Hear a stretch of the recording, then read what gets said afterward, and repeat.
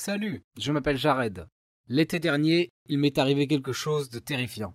Et franchement, j'ai de la chance d'être encore en vie aujourd'hui. C'est dingue de voir comment le fait de côtoyer le danger peut changer quelqu'un. Maintenant, je ne prends plus rien pour acquis. La vie est tellement précieuse. Je vais en camp de vacances chaque été depuis toujours.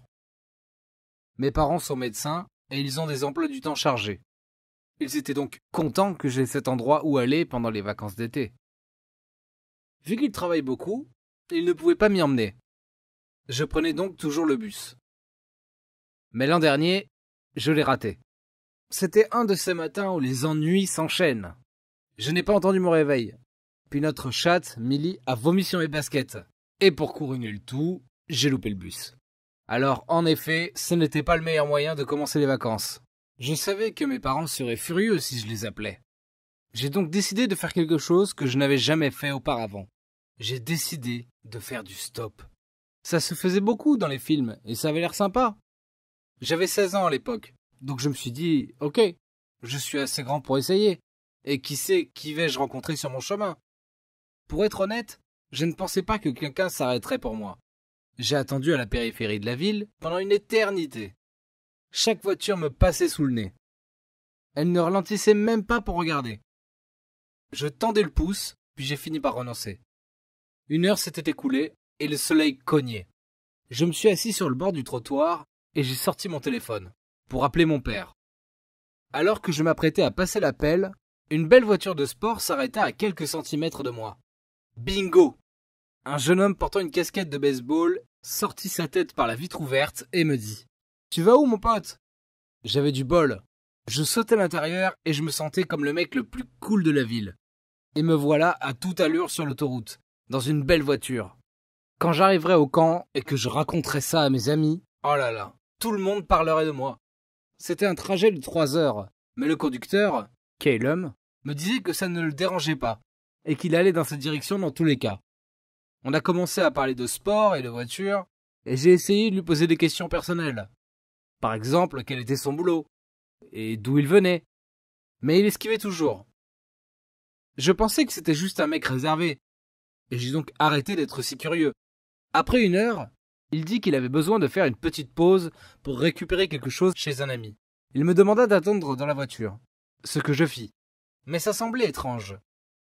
Et puis quand il est revenu à la voiture, il n'avait pas d'objet. Il fit une deuxième pause pipi, et cette fois-ci, j'en fis de même. Mais il mit des heures à sortir. C'était déjà la fin de l'après-midi, quand on a pris la troisième pause.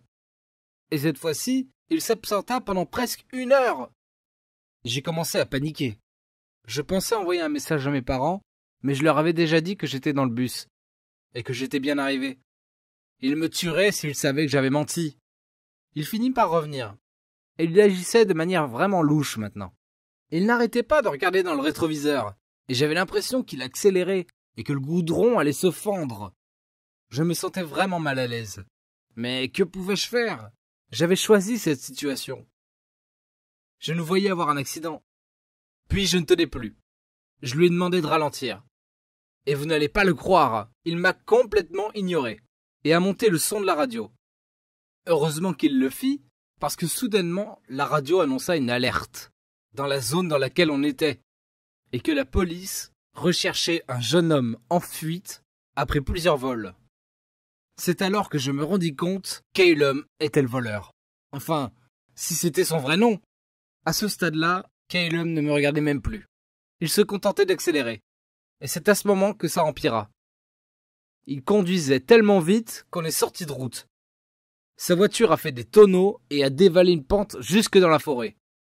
Je criais de toutes mes forces et je voyais ma vie défiler devant mes yeux. Comment avais-je pu être aussi bête? La voiture finit par s'arrêter. Et Dieu merci, j'avais attaché ma ceinture. La voiture était en miettes. Mais mis à part quelques bleus sur le bras, j'avais l'air d'aller. Je regardais Calum pour lui demander s'il allait bien. Mais il a pris mon téléphone de ma poche et sorti en rampant par la vitre avant brisée. Je n'étais pas assez rapide pour le rattraper. Je n'arrêtais pas de crier son nom, en espérant qu'il était juste sorti pour appeler les secours. Mais je savais qu'il avait probablement pris mon téléphone pour que je ne le dénonce pas à la police. J'étais vraiment coincé. Et si c'était une voiture volée, et que la police pensait que c'était moi le voleur? Il faisait nuit noire et j'étais tout seul. Heureusement, il n'avait pas volé ma valise. J'ai réussi à la sortir du coffre, puis je me dirigeai vers la route principale. Une voiture était déjà là, et à travers la pénombre, je vis une femme courir vers moi. Elle avait vu l'accident, et voulait s'assurer qu'on allait bien. Il y avait aussi son mari et ses enfants, et je n'y croyais pas. Mais ils allaient au même camp que moi.